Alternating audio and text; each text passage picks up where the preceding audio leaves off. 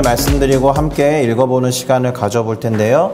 오늘 설교 본문은 호세아 1장 2절 말씀이 되겠습니다. 호세아 1장 2절을 다 같이 한 목소리로 읽어보도록 하겠습니다. 여호와께서 처음 호세아에게 말씀하실 때에 여호와께서 호세아에게 이르시되 너는 가서 음란한 여자를 맞이하여 음란한 자식들을 낳으라. 이 나라가 여호와를 떠나 크게 음란함이라 하시니. 아멘이라고 외치고 싶죠? 하나님이 하신 말씀이니까 아멘이라고 외치셔도 됩니다. 그럼에도 불구하고 잠시 우리의 귀와 눈을 의심하게 되는 구절을 접하고 말았습니다. 아무튼 자세한 얘기는 설교를 진행하면서 더 들려드리도록 할 텐데요. 그래서 저는 방금 우리가 함께 읽은 이 호세아 1장 2절 말씀을 가지고 꼭 그렇게까지 하셔야 했나? 이런 제목으로 순종의 인물 시리즈를 계속 공부하고 있는데 오늘은 호세아 선지자에 관한 이야기를 해보면서 순종에 관한 중요한 원리와 깨달음을 얻고자 합니다. 그러니 무엇인가를 깨닫는 것과 또 원리를 배움은 물론 그렇게 깨닫고 배운 것들을 우리의 삶과 신앙에 적용하는 게 중요할 것 아니겠습니까? 다짐을 하는 마음으로 이 설교 제목을 따라 해 주시면 좋겠습니다. 꼭 그렇게까지 하셔야 했나? 꼭 그렇게까지 하셔야 했나? 예, 감사합니다. 자, 꼭 그렇게까지 해야 했나? 이렇게 물어보는 질문은 사실 어떤 판단이 개입되어 있는 질문입니다. 어떤 판단이겠습니까? 그렇게까지 할 필요가 없었다. 그렇게까지 하면 안 되었고 그렇게까지 했으니 그건 잘못된 거다. 약간 이런 판단이 들어가 있는 질문이라고 할 수 있어요. 그리고 만약에 이 말을 하나님 그렇게까지 할 필요가 있었습니까? 라고 묻는다라면 대단히 하나님을 향해서 도전하는 의미가 있습니다. 하나님의 판단이 잘못됐다. 하나님이 하신 일이 너무 심했다. 이런 의미를 주는 것이기 때문에 그렇죠. 그런데 저는 이 말 곧 그렇게까지 했어야 했냐? 요 말이 생각나는 영화의 한 장면이 있습니다. 김래원 배우가 주연을 맡았던 해바라기라는 영화의 마지막 장면에서 그는 이렇게 울분을 토하면서 말을 합니다. 꼭 그렇게 다 가져가야만 속이 후련했냐? 일단 이 주인공 오태식이 자신으로부터 모든 것을 빼앗아갔던 조직폭력배들과 건설사 사장에게 꼭 그렇게 다 가져가야만 속이 후련했냐? 이렇게 말을 하고는 그렇게 하면 안 되는 거였는데 니네가 그렇게 했으니 내가 너희들에게 벌을 주겠다라고 하면서 모두를 응징해버리는 그런 장면입니다. 이미 말씀드린 바와 같이 꼭 그렇게까지 했어야 했나? 이와 같은 질문은 전제가 있죠. 그러면 안 됐었다라는 주관적인 판단이 분명히 개입되어 있는 말인 겁니다. 자, 그런데 오늘 설교의 주인공이 호세아잖아요. 호세아에게 하나님이 하신 명령을 들으면 우리가 이미 읽어보기도 했지만 꼭 그렇게까지 하셔야 했나라는 말을 너무나 자연스럽게 하게 되는 내용을 접하게 됩니다. 하나님은 꼭 그렇게까지 하셔야 했을까? 또는 조금 대범한 사람은 하나님의 이름을 부르면서 하나님 꼭 그렇게까지 하셔야 했습니까? 이렇게 말할 수 있다라는 거죠. 자, 그럼 하나님이 호세아 선지자에게 뭐라고 명령하셨는지 한번 확인해 볼 필요가 있겠습니다. 이미 오늘 설교 본문이라고 하면서 읽어보았던 호세아 1장 2절 말씀인데 그 명령만 따로 떼어서 제가 읽어보도록 하겠습니다. 너는 가서 음란한 여자를 맞이하여 음란한 자식들을 낳으라. 음란한 여자를 아내로 맞이하라 라는 말씀을 하신 거예요. 우선 음란한 여자라고 할 때 음란으로 번역한 히브리어 원어가 있는데요. 제누님이라고 발음을 합니다. 그리고 님으로 끝났기 때문에 IM으로 끝났기 때문에 이것은 복수 보통 명사예요. 뜻은 이미 말씀드린 대로 음행이나 음란을 뜻합니다. 그러면 복수 보통 명사니까 음행들, 음란한 행위들 이런 말이 되겠죠. 음란행위가 연속됐다라는 뜻입니다. 음란행위가 한 번으로 그치지 않고 여러 번 지속됐다라는 뜻이에요. 여러 차례 반복해서 습관적으로 음행을 하는 여자를 뭐라고 부릅니까? 창녀라고 부릅니다. 그러니까 사실은 하나님은 호세아에게 창녀에게 가서 그녀와 결혼을 하고 자식을 낳으라고 명령하신 거예요. 이상하죠? 예, 심한 하나님이 아닌가 이런 생각이 들 수 있습니다. 꼭 그렇게까지 제가 해야 됩니까? 라고 반문할 만하죠. 그런데 어떻습니까? 호세아 선지자는 그렇게 하지 않고 이에 가서 아무 말도 하지 않고 토도 달지 않고 꼭 그래야 합니까? 라고 묻지도 않고 소위 묻지도 따지지도 않고 디블라임의 딸 고멜을 찾아가서 그녀를 아내로 맞이하여 아들을 낳은 겁니다. 순종의 인물 시리즈에 호세아가 반드시 들어가야 하는 이유이겠죠. 우리에게 저런 명령을 주시면 우리는 순종할 수 없을 것이기 때문에 그럼에도 불구하고 순종했다라고 생각하면 호세아는 반드시 순종의 인물 시리즈에 들어가야 하는 인물이 맞을 테죠. 그런데 그렇게 순종의 인물 시리즈에 호세아가 들어가는 게 맞습니다라고 평가하고 넘어가기에는 이 상황은 너무나 엄청난 겁니다. 선지자라고 인식되는 사람이 오늘날로 치면 누굽니까? 성직자잖아요. 저 같은 목사잖아요. 저 같은 목사가 창녀를 아내로 들인 거예요. 뉴스나 신문에 나올 법한 일입니다. 그러면 뉴스나 신문에 나올 때 헤드라인을 어떻게 뽑겠습니까? 야, 선지자가 창녀와 결혼하다. 이런 식으로 헤드라인을 뽑겠죠. 이러한 뉴스를 접하는 사람들은 1차적으로 저 선지자가 무척 궁금할 겁니다. 저 사람 뭐 하는 사람인데 선지자 될 자격이 있을까 하면서 판단하고 정죄하겠죠. 당장 성직에서 물러나라. 당장 목사 자리에서 내려와라. 당장 사역을 그만둬라. 라는 것을 감수하면서 묻지도 따지지도 않고 창녀에게 다가가서 결혼하고 자식을 낳은 거예요. 그런데 어떻습니까? 우리는 몇 천 년이 지난 다음에 이 선지자 호세아에 대한 글을 읽고 있기 때문에 선지자 호세아의 뜻이 아니라 하나님이 하신 말씀에 순종했다라는 것을 알고 있잖아요. 그러니까 우리는 그래도 이 선지자 호세아를 대단하다. 순종의 인물 시리즈 중에서도 으뜸의 자리에 놔도 되겠다라고 생각하면서 판단을 멈추게 되겠지만 하나님에 대해서는 어떻습니까? 하나님에 대해서는 여전히 왜 굳이 그렇게까지 호세아에게 심하게 명령하실 필요가 있었을까? 하나님의 명령은 그에게 너무나 가혹한 것이 아니었을까? 이런 식으로 하나님에 대한 판단을 할 가능성이 제법 있어요. 그리고는 계속 말씀드리는 것이지만 설교 제목과 같은 질문을 하나님께 하는 거죠. 꼭 그렇게까지 하셔야 했을까? 혼자 생각할 수도 있고 오늘 설교 제목과 같이 계속해서 질문을 던지고 감히 하나님께 도전하기도 쉬울 거다라는 거죠. 그럴만하죠. 다시 정리를 해드리면 호세아가 결혼한 고멜이라는 여인은 이미 행동으로 음란을 범한 여인인데 아까 단어를 설명해 드렸듯이 여러 차례 반복적으로 계속해서 음행을 행하는 창녀였다라는 거예요.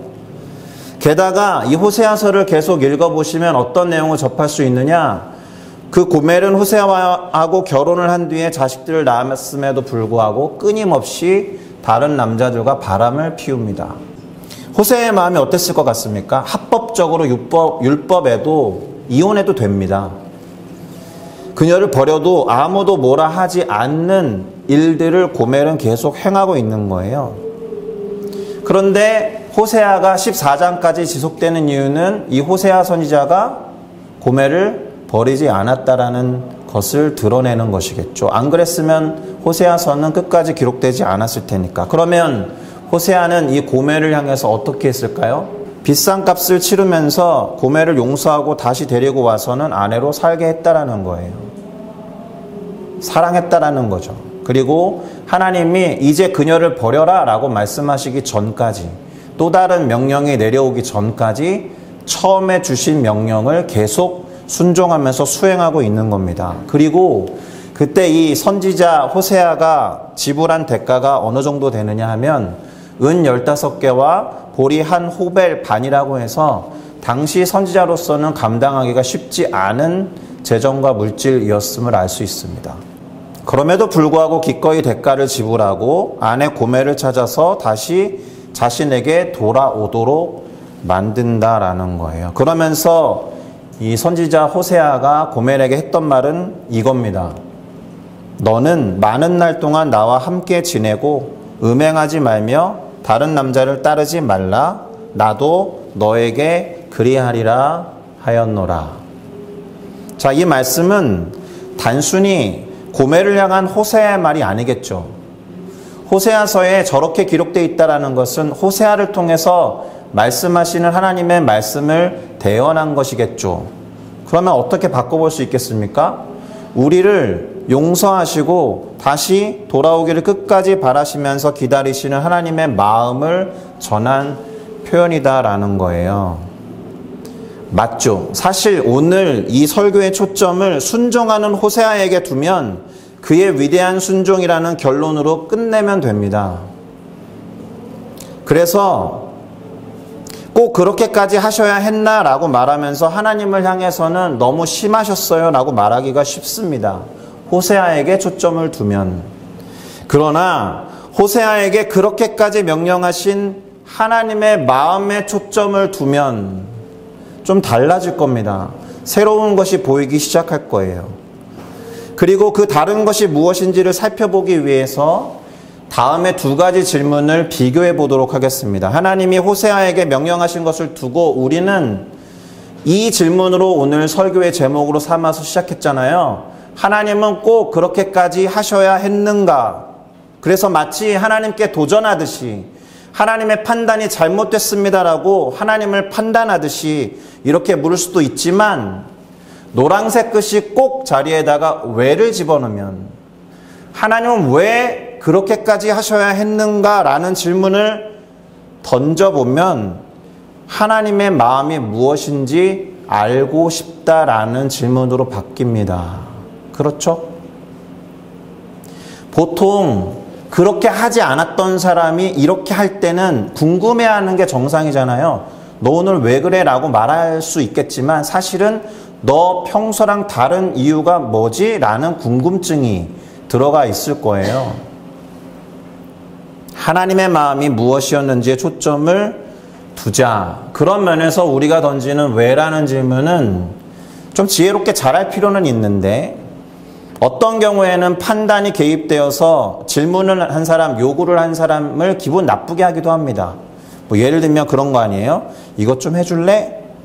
누군가 그렇게 부탁을 했을 때 왜? 이렇게 하면은 기분 엄청 나쁜 왜의 질문이 되겠죠. 그 자체가 하기 싫다.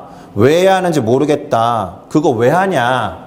너 지금 잘못된 얘기한 거야. 난 안 할 거야. 라는 식의 기분 나쁜 왜의 질문이니까 사실 우리가 살아가면서 왜라는 질문을 잘 해야 돼요. 제가 아내하고 가장 잘 다투는 위험 요소가 저 왜라는 질문이거든요. 저한테 왜라고 하면 그냥 남자들의 몹쓸 자존심이 발동해요. 그래서 지금 그 질문은 나에 대한 도전인가 뭐 이렇게 혼자 생각하고 싸우기가 쉽다라는 거예요. 그런데 사실 이 왜라는 질문을 잘 하기만 하면 상대방에 대한 관심을 드러내는 매우 적절하게 던지는 질문의 의문사가 됩니다.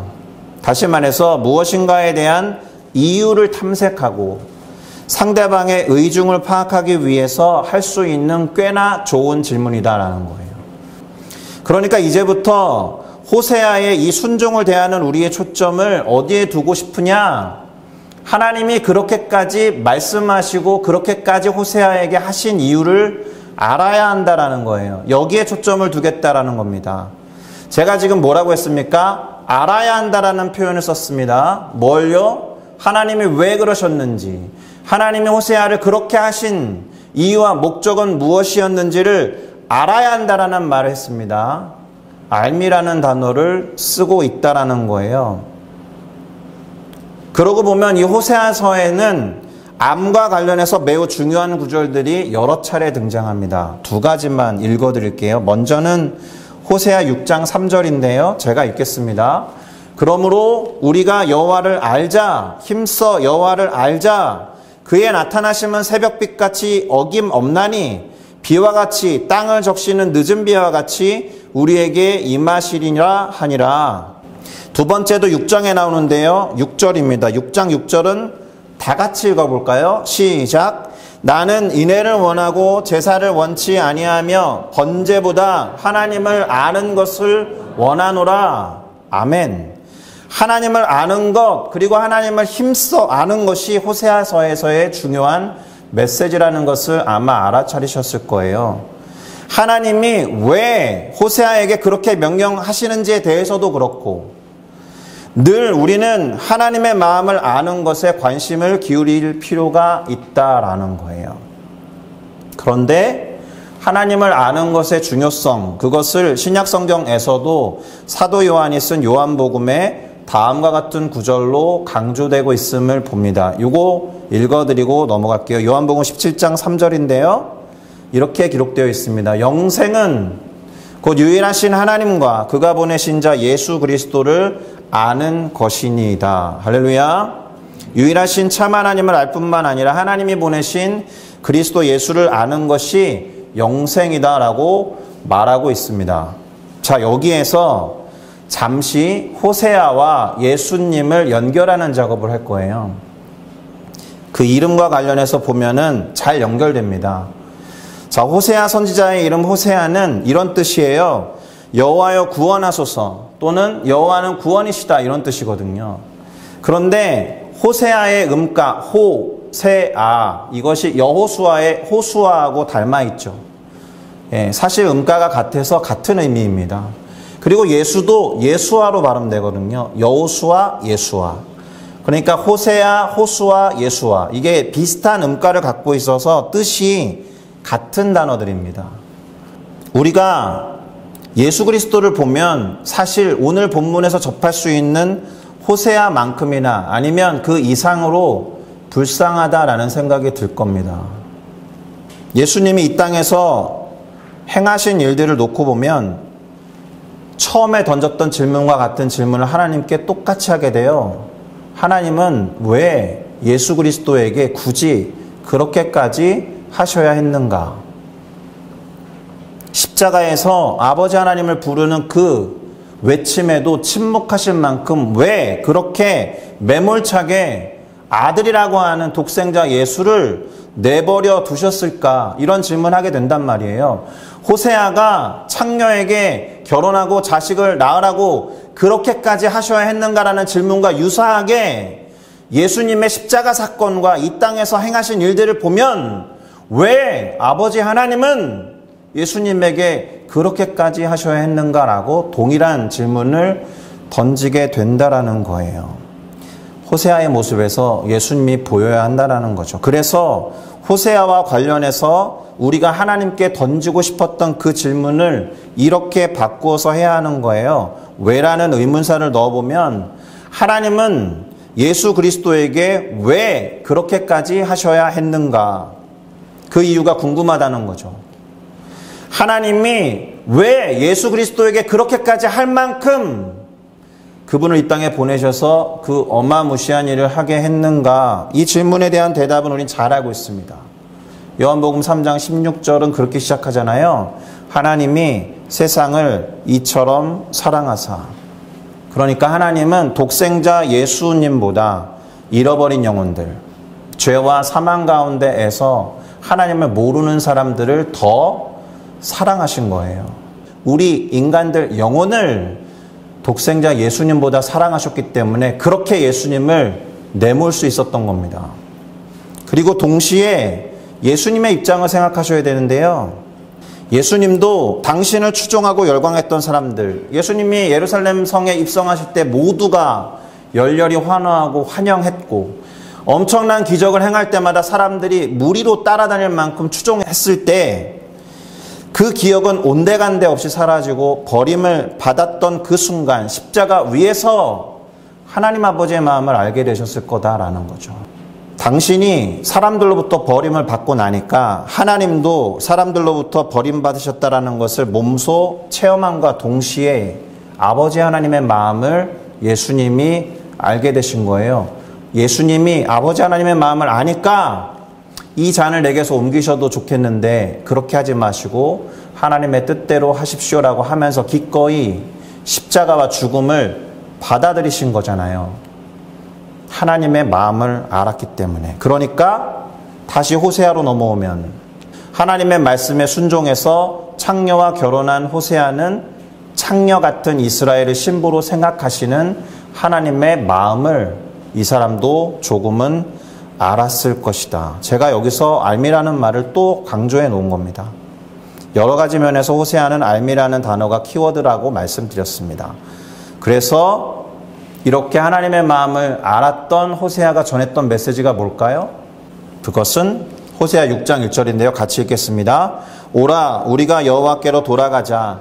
여호와께서 우리를 찢으셨으나 도로 낫게 하실 것이요 우리를 치셨으나 싸매어 주실 것임이라. 아멘. 하나님은 이스라엘 백성이 당신께로 돌아오기를 원하신다라는 것을 호세아가 알고 저렇게 전해요. 그런데 결론이 어떻게 됐을 것 같습니까? 안 돌아오죠. 이스라엘 백성 안 돌아옵니다. 그러니 이 사람들은 왜 안 돌아오는 것인가 라는 질문을 하게 되죠. 그 이유가 궁금합니다. 그래서 이런 질문과 함께 알아보려고 합니다. 호세아서의 키워드는 알므로 설명할 수 있다라고 했잖아요. 그러니까 그 이유도 알면서 찾을 수 있죠. 이스라엘 백성들이 하나님께로 돌아오지 않는 이유는 첫 번째, 하나님을 알지 못했기 때문이에요. 그들이 하나님에 대해서 구체적으로 무엇을 몰랐는지 구절을 통해서 확인할 텐데, 첫 번째로 호세아 2장 8절은 다음과 같이 말합니다. 곡식과 새 포도주와 기름은 내가 이스라엘에게 준 거야. 그들이 나 이외에 다른 신이라고 할 수 있는 바알을 위해서 쓰고 있는 은과 금도 사실은 내가 그에게 더해 준 거야. 황당하지 않습니까? 무엇을 몰랐다라는 거예요, 이 사람들이? 하나님이 그들을 위해 하신 일을 몰랐다라는 거예요. 하나님이 그들을 위해서 온갖 것들을 공급해 주신 공급자 하나님이라는 사실을 몰랐다라는 거예요. 호세아 4장 6절은 또 뭐라고 말하느냐? 내 백성이 지식이 없으므로 망하는도다. 네가 지식을 버렸으니 나도 너를 버려 내 제사장이 되지 못하게 할 것이요. 네가 내 하나님의 율법을 잊었으니 나도 네 자녀들을 잊어버리리라. 이 말씀에서 알 수 있는 건 이 사람들이 뭘 모른다는 거예요? 자신의 상태를 알지 못한다는 거예요. 자신들이 지금 어떤 상태에 있는지, 지식이 없어서, 특별히 하나님을 아는 지식이 없어서 자신들이 하나님으로부터 지금 버림을 받았다는 사실도 모르는 거예요. 마지막으로 호세아 11장 3절이 말하는 것처럼, 그러나 내가 에브라임에게 걸음을 가르치고 내 팔로 안았음에도 내가 그들을 고치는 줄을 그들은 알지 못하였도다. 무슨 말입니까? 이 사람들이 모르고 있는 건 뭐냐? 하나님이 그들을 회복시킬 것을 알지 못했다라는 거예요. 그러니 돌아오지 않는 거죠. 자신의 상태를 모르니까, 회복되고 치유받아야 된다는 사실을 인정하지 않으니까, 회복도 필요하지 않고 치유도 필요하지 않고 구원도 필요하지 않는데 구원자이자 회복자이자 치료자인 하나님께 돌아올 이유가 없죠. 회복을 위해서, 구원받기 위해서 하나님께 돌아가야 된다는 사실을 모르는 사람이 어떻게 하나님을 믿겠습니까? 하나님을 모르는 상태로 계속해서 지금 자신이 죄와 사망에 갇혀 있다라는 상태에 대한 인식이 없어요. 오늘날도 마찬가지죠. 하나님을 모르는 사람들이 왜 많아요? 지금 내가 구원받아야 된다는 사실을 인정하지 않기 때문이에요. 내가 지금 죄와 사망 가운데 있어서 이 상태로는 죽지 않는 영혼을 지옥에서 보낸다는 사실을 인정하지 않기 때문이잖아요. 자, 그러니 우리는 호세아와 그의 음란한 아내 고멜을 통해서 다음과 같이 결론을 내릴 수 있어요.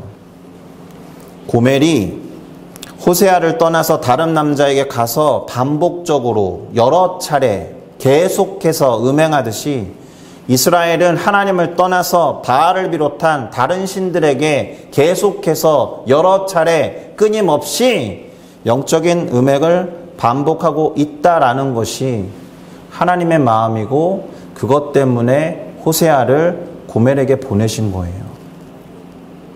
그러면 잘 생각해 보세요. 호세아가 고멜에게 정말 하고 싶었던 말이 무엇이었을까? 아까 말씀드렸죠? 돌아와라, 나한테 돌아와라. 그리고 다른 남자에게 가지 마라라는 말 대신에 사실은 어떤 얘기를 호세아도 고멜에게 하고 싶었을까요? 고멜, 당신은 꼭 그렇게까지 해야만 했나요? 내가 당신을 데려오기 위해서 여러 가지 대가를 지불하고 끝까지 돌아오라고 했는데 당신은 꼭 그렇게까지 해야만 합니까? 고멜이 너무 심하니까 우리가 다 알잖아요. 반복해서 끊임없이 여러 차례 음행을 범하는 아내에게 호세아도 당신 꼭 그렇게까지 해야만 하느냐라고 묻고 싶었겠죠. 그러면 마찬가지 방식으로 하나님도 우리에게 하고 싶으신 말이 있겠죠. 그렇게나 사랑하셔서 당신에게로 돌아오기를 원하시는 하나님을 떠나 있거나 하나님을 잊어버렸거나 자신의 욕구만 채우고자 다른 곳으로 늘 끊임없이 여러 차례 반복해서 향하는 우리를 향해서 마치 호세아가 음행하는 고멜을 향해서 하고 싶었던 그 말 뭘까요? 너희는 꼭 그렇게까지 해야만 했니? 이 말이 아니었을까? 그러니 사실 오늘 설교 제목은 호세아에게 말도 안 되는 요구를 하시는 하나님을 향해 던지는 질문이 아니에요. 사실은 고멜로 상징되는 이스라엘 그리고 우리를 향해 던져야 하는 질문이 되는 거예요. 민규야, 너는 그렇게까지 해야만 했니? 이렇게. 자, 설교를 마무리하겠습니다. 호세아에게 무리한 요구를 하신 하나님은 사실 호세아보다 고멜로 상징되는 이스라엘 백성을 더 사랑하신 거예요. 그래서 호세아에게 말도 안 되는 명령을 내리신 거죠. 왜요? 그를 통해서 돌아오기를 원하시는 당신의 마음을 전달하기 위해. 예수님으로 시선을 옮겨보면 예수님보다 잃어버린 영혼들, 죄와 사망에 갇혀서 구원을 받아야 된다는 사실도 모르는 영혼들, 자신이 어떤 상태에 있는지 모르는 사람들, 그래서 구원을 받아야 하고 회복이 필요하다는 것조차 모르는 사람들을 예수님보다 더 사랑하셔서 말도 안 되게 예수님을 그렇게 하신 거예요. 침묵하시면서 버려두신 겁니다. 내버려두신 거예요. 그렇게까지 버려두시고 죽게 하신 것처럼 우리를 사랑하셨다.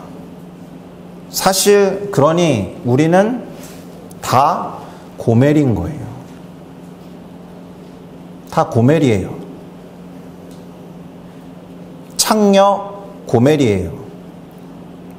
그런데 예수님이 마치 호세아처럼 하나님의 명령에 순종해서 우리의 신랑으로 찾아오셔서 우리를 신부로 삼으신 겁니다. 할렐루야.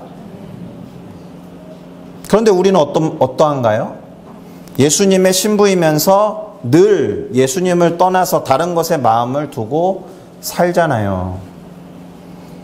음행을 반복했던 창녀 고멜과 같이 반복적으로 끊임없이 여러 차례 습관적으로 행하는 죄 가운데 있는 순간이 더 많잖아요.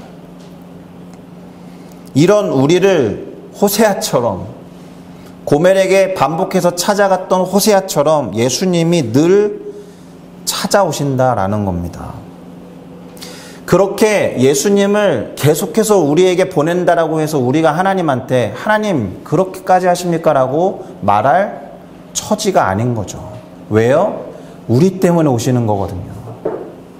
끊임없이 우리를 사랑하셔서 예수님을 우리 가운데 보내시는 하나님의 마음을 안다면 즉시로 돌이키셔야 합니다.